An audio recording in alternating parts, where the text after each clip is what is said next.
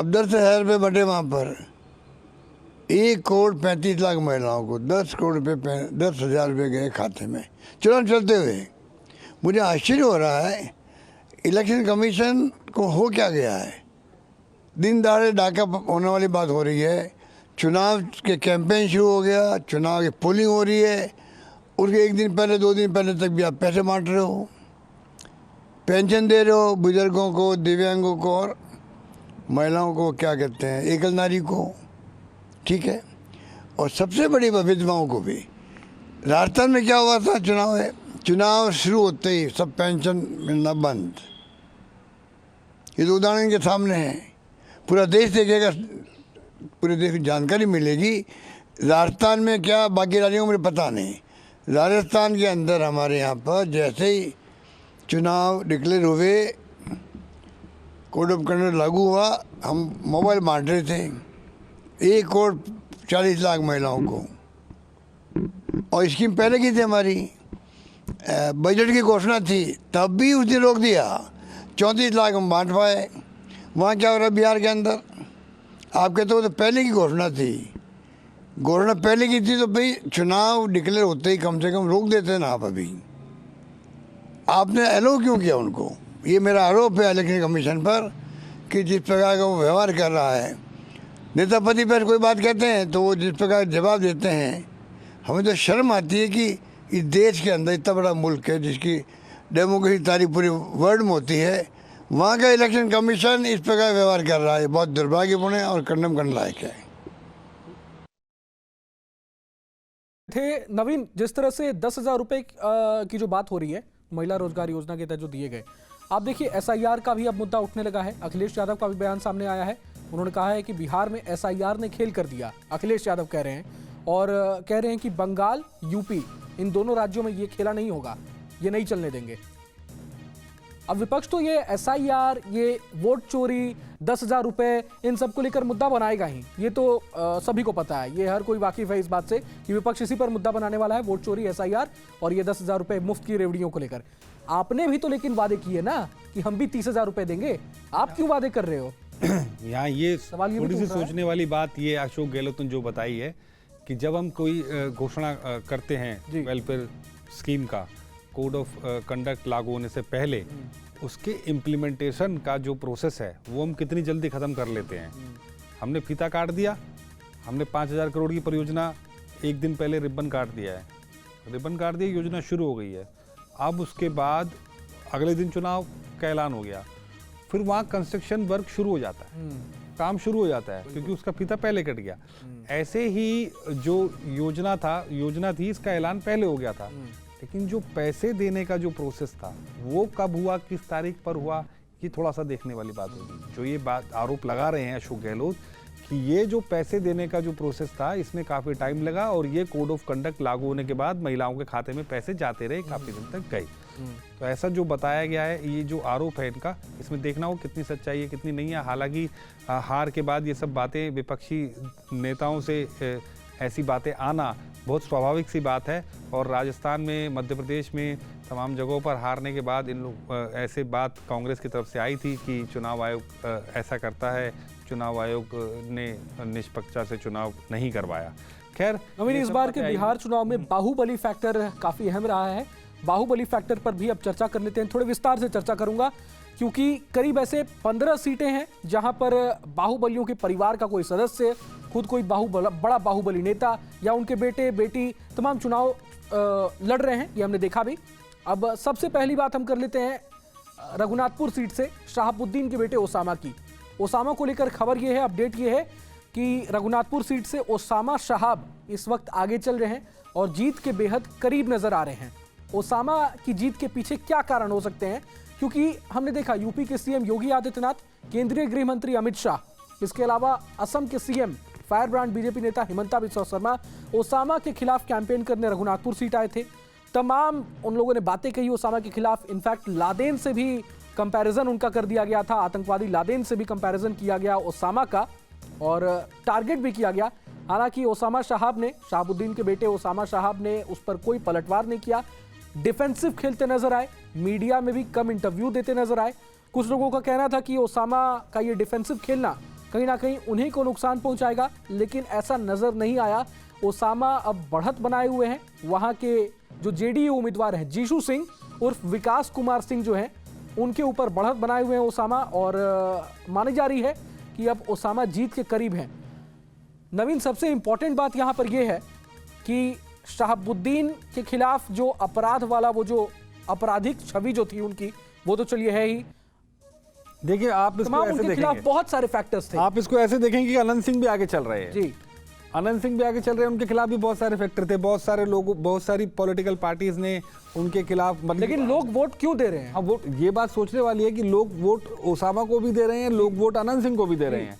दोनों बाहुबली है, दोनों की अलग अलग सीटें हैं, दोनों के खिलाफ एक माहौल दोनों विपक्षी पार्टियों ने किया। यहाँ पर तो एक नेता की मौत तक हो गई, एक कार्यकर्ता की मौत तक हुई। यादव जी जी, उसके बावजूद भी लोग वो आगे चल रहे हैं और वहां पर ओसामा भी आगे चल रहे हैं। देखिए, बाहुबलियों का अपना रुतबा अपने क्षेत्र के अंदर बहुत ज्यादा होता है, रहा है, और वो किसी भी पार्टी से चुनाव लड़ जाते हैं। उसके बाद उनके पुत्र जो हैं वो उस विरासत को आगे लेके गए।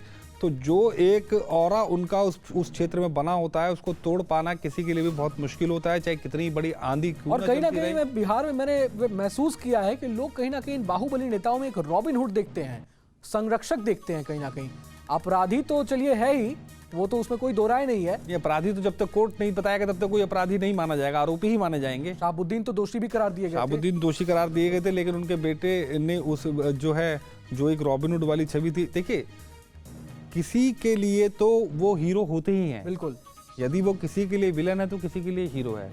तो वो जो लोग जिनके लिए हीरो है उनकी संख्या कितनी है और वो संख्या वोटों में कितनी तब्दील होती है, उनके दरवाजे जनता के लिए कितनी देर खुले रहते हैं, कब कब वो जनता के लिए काम आते हैं, कैसे खड़े रहते हैं और किन मुद्दों पर वो जनता के साथ देते हैं, ये सब मायने रखता है।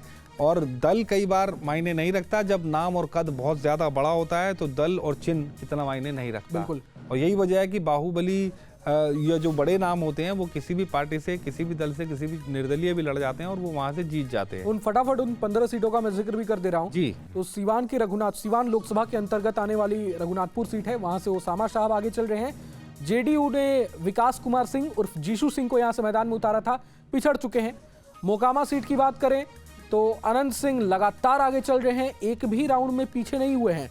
उनका मुकाबला वहां पर जन सुराज के पीयूष प्रियदर्शी और आरजेडी की तरफ से सूरजभान सिंह की पत्नी वीणा देवी इस बार मैदान में है।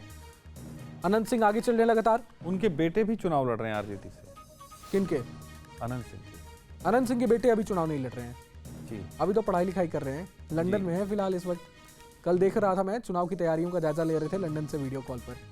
ओके जी, जुड़े हुए बेटे हैं उनके, अंकित और अभिषेक, तो लंदन से भी चुनाव की तैयारियों का जायजा ले रहे थे। इसके अलावा बात करें अनंत सिंह पर थे आप। लालगंज से बात करने, शिवानी शुक्ला, बाहुबली मुन्ना शुक्ला की बेटी है। मुन्ना शुक्ला इस वक्त जेल में उम्र कैद की सजा काट रहे हैं। शिवानी शुक्ला हालांकि इस वक्त पीछे चल रही है लालगंज सीट से। नबीगंज सीट से नबीगंज से आनंद मोहन के बेटे चेतन आनंद वहां से चुनाव लड़ रहे हैं जेडीयू के टिकट पर। आरजेडी में थे, उसके बाद जेडीयू में आ गए। मोहन भी बाहुबली है। मैं अभी सब बता रहा हूँ, लिस्ट वाइज आपको बता रहा हूँ। तो चेतन आनंद नबीगंज से चुनाव लड़ रहे हैं। हालांकि शिवहर उनका वो गढ़ रहा है आनंद मोहन का, लेकिन नबीगंज से चूंकि लवली आनंद उनकी पत्नी विधानसभा जीत चुकी हैं चुनाव पहले भी, और चेतन आनंद का बचपन जो है वो यही बीता है नबीगंज में, इसलिए यहाँ से चुनावी मैदान में उतरे थे, लेकिन इस वक्त पीछे चल रहे हैं। नबीगंज का ये अपडेट है, चेतन आनंद पीछे चल रहे हैं। इसके अलावा आप देख लें कुचाय कोट से अमरेंद्र पांडे, बाहुबली नेता अमरेंद्र पांडे कुचाय कोट सीट से जेडीयू की टिकट पर 3 बार से विधानसभा चुनाव जीत चुके हैं। इस वक्त वो लगातार आगे चल रहे हैं और सारे राउंड में अमरेंद्र पांडे लगातार आगे ही चल रहे हैं। वैशाली के लालगंज का मैंने आपको बता दिया, शिवानी शुक्ला इस वक्त पीछे चल रही है। मुन्ना शुक्ला की बेटी हैं, भूमिहार जाति से आती हैं और आरजेडी के टिकट पर चुनाव लड़ रही हैं, लेकिन पीछे चल रही हैं। मांझी से जेडीयू प्रत्याशी रणधीर सिंह आगे चल रहे हैं। रणधीर सिंह पूर्व सांसद और बाहुबली नेता प्रभुनाथ सिंह के बेटे हैं जी। ये सीट महाराजगंज लोकसभा के अंतर्गत आती है, मांझी विधानसभा सीट। रणधीर सिंह लेकिन पीछे चल रहे हैं, ये अपडेट है। प्रभुनाथ सिंह का बहुत वहां पे बड़ा नाम था, हाँ बहुत बड़ा नाम था, लेकिन अभी जेल में है प्रभुनाथ सिंह। इसके अलावा ब्रह्मपुर में लोजपा रामविलास के प्रत्याशी हुलास पांडे भी पीछे चल रहे हैं। हुलास पांडे का नाम आपको याद होगा, ब्रह्मेश्वर मुखिया हत्याकांड में उनका नाम सामने आया था, हालांकि बरी हो गए हैं, लेकिन हुलास पांडे इस वक्त एलजेपी के बहुत बड़े नेता हैं और इस वक्त पीछे चल रहे हैं ब्रह्मपुर सीट से। एकमा में जेडीयू प्रत्याशी मनोरंजन सिंह आगे चल रहे हैं। रुपौली में आरजेडी प्रत्याशी बीमा भारती पीछे चल रही हैं। बीमा भारती पर नवीन सभी की नजरें टिकी हुई थी।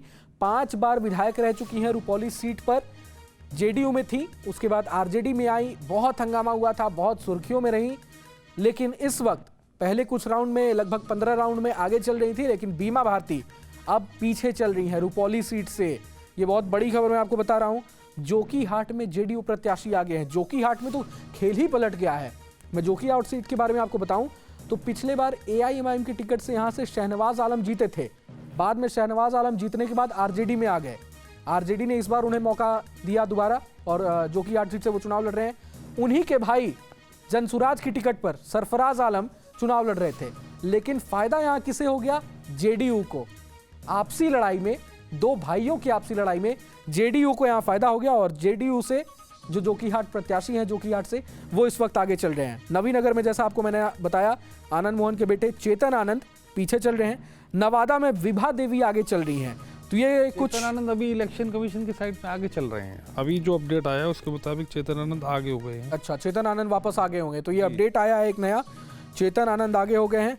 बाढ़ की बात करें तो आरजेडी प्रत्याशी करणवीर सिंह आगे चल रहे हैं। करणवीर सिंह बाढ़ में आगे चल रहे हैं। तो ये कुछ बाहुबली नेता हैं जिनका मैंने अपडेट दिया और आज इनके भी किस्मत का फैसला हो जाना है, कौन जीतेगा कौन हारेगा। और ये देख रहे हैं लड्डू बट रहे हैं। 400 दिल्ली से तस्वीरें आ रही हैं, दिल्ली बीजेपी ऑफिस से शायद तस्वीरें आ रही हैं, जिसमें वीरेंद्र सचदेवा को आप देख सकते हैं, अनिल बलूनी आपको नजर आएंगे, बीजेपी सांसद और तमाम बीजेपी के दिग्गज नेता। ये दिल्ली बीजेपी ऑफिस की तस्वीरें हैं। ये आप देखिए, अपने तस्वीरें देख सकते हैं आप, लड्डू बट रहे हैं। बिहार में एनडीए ने जो कमाल किया है, 194 सीट, महज 6 सीट दूर हैं 200 डबल सेंचुरी लगाने से। और बीजेपी 12 सीट दूर है सेंचुरी लगाने से। बीजेपी की 88 सीटें इस बार अभी स्क्रीन पर दिखाई दे रही हैं, जेडीयू की 78 और जेडीयू की अब जो है जेडीयू की 79 हो गई, 79 हो गई है। अच्छा, दीघा विधानसभा सीट की बात कर लेता हूं। दीघा विधानसभा सीट वही सीट है जहां पूरे बिहार में सबसे ज्यादा वोटर हैं, 4.5 लाख से भी ज्यादा वोटर हैं, 4,70,000 के करीब वोटर हैं। दीघा विधानसभा से पिछले 2 बार से संजीव चौरसिया जीतते आए हैं और इस बार भी जीत के करीब नजर आ रहे हैं संजीव चौरसिया। दीघा विधानसभा में जनसुराज ने बिट्टू सिंह को उतारा था मैदान में। बिट्टू सिंह को भी काफी वोटें पड़ी थी, उनके भी झोली में काफी वोट गिरे थे और मगर वो जीत में इसको कन्वर्ट नहीं कर पा रहे हैं और संजीव चौरसिया दीघा विधानसभा सीट से आगे नजर आ रहे हैं। तो ये कुछ अपडेट्स हैं। 29,000 वोटों से आगे संजीव चौरसिया जी, बहुत बड़े मार्जिन से आगे चल रहे हैं। बीजेपी प्रत्याशी सम्राट चौधरी तारापुर से 25,000 वोटों से आगे चल रहे हैं। बहुत बड़ी खबर है, तारापुर सीट पर 18 राउंड की गिनती हो चुकी है और सम्राट चौधरी 25,000। मुझे लगता है एक बार हमें राघोपुर पे चल जाना चाहिए, क्योंकि राघोपुर का क्या स्टेटस है आप करंट? जी, राघोपुर आप नवीन थोड़ा बताइए दर्शकों को। राघोपुर को थोड़ा सा देख लेते हैं, क्योंकि काफी देर से राघोपुर में जो है ऊपर नीचे तेजस्वी, मैंने पिछले बार देखा तो राघोपुर में तेजस्वी यादव पीछे चल रहे थे और वजह यहाँ इसके बाद 105 सीटों से आगे हो गए थे राघोपुर से तेजस्वी। उसके बाद जो है कई बार ये आगे पीछे होते देखे गए। अभी का जो लेटेस्ट स्टेटस है उसके मुताबिक 343 वोटों से, चुनाव आयोग के मुताबिक 343 वोटों से तेजस्वी यादव अभी भी पीछे चल रहे हैं। तो राघोपुर में बहुत क्लोज फाइट हो रही है। देखिए, बहुत लोग कह रहे थे कि तेजस्वी यादव का गढ़ है राघोपुर, लालू परिवार का गढ़ है राघोपुर, तेजस्वी को यहाँ से कोई नहीं हरा सकता, लेकिन यहाँ भी बीजेपी ने खेल कर दिया है। मुझे लगता है कि मुझे इस राघोपुर की सीट के बारे में जो मैं अभी आंकड़े देख रहा हूँ, इससे मुझे दिल्ली चुनाव के कुछ आंकड़े दिखाई दे रहे हैं। नई दिल्ली सीट केजरीवाल हार गए। जी हाँ, वहाँ भी कुछ ऐसा ही हुआ था। तो बड़े फेस के जो नेता हैं, नेता विपक्ष हो, चाहे वो वहाँ के वर्तमान सीएम हो, यदि वो चुनाव हार जाते हैं तो ये जितने आंकड़े हैं ये सब जस्टिफाई हो जाते हैं। देखिए नवीन, यहाँ बीजेपी की रणनीति साफ रहती है। आप चाहे दिल्ली की बात कर लें, बंगाल की बात कर ले, बंगाल चुनाव में भी आपको याद है ममता बनर्जी को शुभेंदु अधिकारी ने हरा दिया था। इसके बाद दिल्ली में भी अरविंद केजरीवाल को प्रवेश वर्मा ने शिकस्त दी थी।